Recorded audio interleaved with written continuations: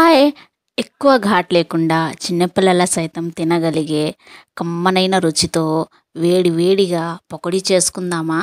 ఎక్కువ మసాలాలు లేకుండా సింపుల్‌గా ఎలా చేసుకోవాలో చూపిస్తాను. పకోడీ నేను చూపించిన పద్ధతిలో చేయండి. అద్భుతం అంటే అద్భుతం అనుకోండి.